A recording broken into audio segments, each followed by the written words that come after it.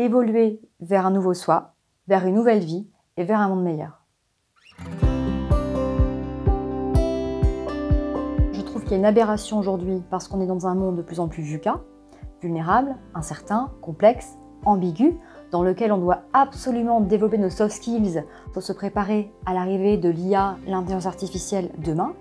Et d'un autre, on a cette jungle du développement personnel avec des conseils hyper génériques, avec des recettes magiques dans lesquelles finalement on est complètement perdu et on se demande où sont les bons conseils.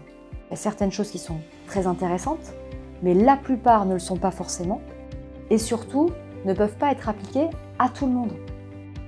Le mentoring de transition, c'est un coaching de proximité qui accompagne les personnes qui sont dans une transition professionnelle ou personnelle. Par exemple, j'aimerais changer de région, mais j'ai peur, je ne sais pas comment m'y prendre. Ou encore, je commence une période d'essai, j'aimerais m'assurer de réussir cette période d'essai. C'est très large. Le but, c'est que la personne, à chaque séance, ait la sensation d'évoluer, de se sentir meilleure professionnellement, mais également en termes de personne, jour après jour, et qu'elle puisse se rapprocher de la personne qu'elle veut vraiment devenir. Pour moi, être coach n'est pas une fuite, c'est un véritable engagement et une vraie envie d'aider. Ce qui m'inquiète, c'est qu'il y a beaucoup de coachs de vie qui se disent aider les autres. En tout cas, ça part d'un bon sentiment, ils veulent le faire. Mais je ne suis pas sûre qu'ils en soient vraiment capables. Parce qu'eux-mêmes, est-ce que dans leur vie, ils ont fait le travail? Ils vont vous dire que oui. Et par exemple, des coachs qui ont fait des burn-out, qui finalement quittent leur emploi et se mettent à leur compte pour se lancer aider les autres, pour moi, ça ne me semble pas très pertinent.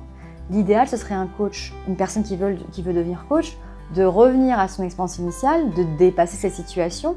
Elle en ressort vainqueur et là, ensuite, derrière, elle peut accompagner les autres.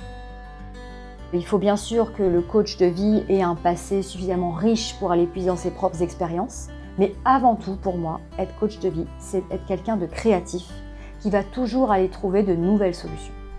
Il ne faut pas hésiter à m'écrire avec quelques lignes sur la problématique en question. Ensuite, on fixe un rendez-vous d'1h30. À la suite de celui-ci, je donnerai une estimation du nombre d'heures qu'il faut prévoir, qui me semble adapté pour l'évolution, tout simplement.